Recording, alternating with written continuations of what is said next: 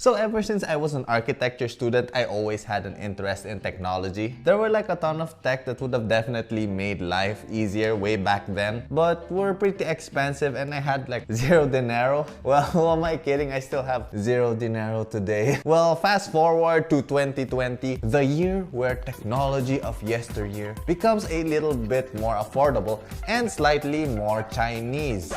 What? Anyways, welcome to my top 5 gadgets for architecture. The first gadget on our list is actually gifted to me by my awesome cousins, Abel and Abert. Anyways, this doodad inside this pouch right here is a designer's dream gadget. And it is a, tada! A color sensor. So this particular one I have right here is the NYX Color Sensor Mini 2. So basically what this color sensor does is it allows me to scan any object and determine the hex code and sRGB numbers for the specific color of that object I scan. So for example, I could just scan an object with a color I like and bam! That color is automatically saved on my phone along with the various color codes you need to input on your 3D modeling software or whatever design software you're using. So another cool thing I love about the NYX app is that if you click the painter's palette icon on the top right, it will show you the various color harmonies of your scans. So if I want to see the complementary colors of this table, all I have to do is scan it with the NYX Mini 2 and then go to the app and check the complementary colors. And bingo malingo, you are now a color master. So not only does it have complementary color harmonies, it also has other color harmonies like monochromatic, analogous, split complementary, etc. So if you guys are someone like me who struggles with color combinations, this color sensor is definitely a must-have for you guys. So at the time of recording, this color sensor will set you guys back about $100, and for that $100 you get this nifty diamond-shaped sensor itself encased in this cool acrylic box right here. And it also comes with a USB cable, this carrying pouch, and a lanyard. So you can wear this on your neck and flex on your friends who doesn't have monies to buy a NYX color sensor. I don't know what this pose is.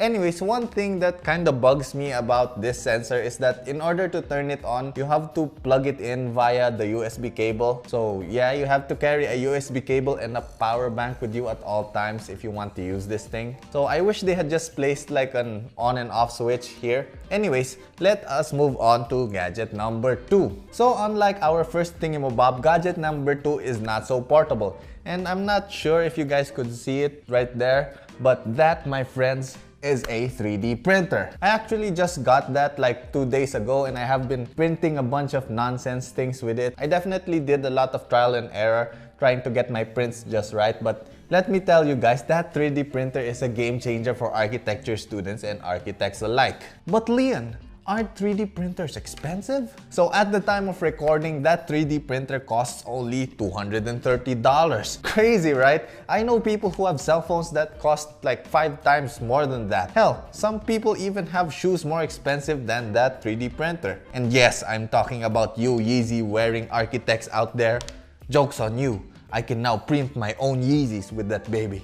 Jokes aside, your imagination is the limit with 3D printers. You can print out scale models like the one I have right here. So the process to print your own scale models is super simple. Just use SketchUp or any 3D software to make your 3D models. Then just export it as an STL file and slice it with some proprietary 3D printing software. Then after that, just save it into a micro SD card, slot that into your 3D printer and just hit print. This thing would have been real nice back when I was an architecture student. No more sleepless nights doing scale models. I could just print my models with this running as I sleep. So I wake up the next morning and my model is already done. Anyways, if you are someone who enjoys doing scale models manually, then this 3D printer might not be for you. But if you are someone like me who enjoys 3D modeling and creating things digitally, then this is a must-buy for you. So the only downside to this is that it requires some initial assembly since the printer comes disassembled, but assembling it is as easy as building some Lego sets. But aside from that, I can honestly say that I am super stoked to have a 3D printer and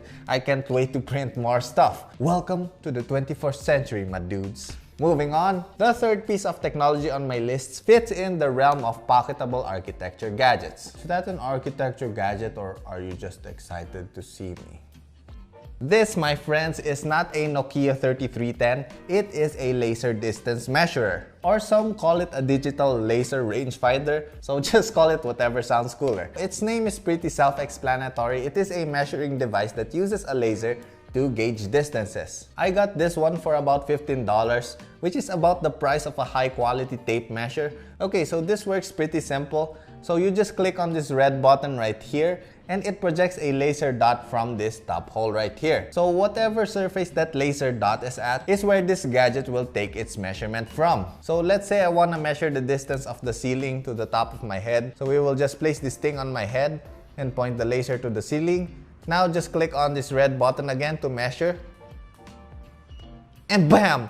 Witchcraft! So for those of you wondering, the ceiling is about 1.4 meters from my head. So there you go. Now this specific model of laser measure mabob has different functions. So you can add or subtract different measurements, and you can change the unit of your measurement, and you can even change the zero reference point from either the top of the device or the bottom of the device. Which, by the way, are very useful features, but the one feature that I love the most about this one is the removable batteries right there. Okay, story time, my dudes. So about 2 years ago, I bought a branded laser mabob.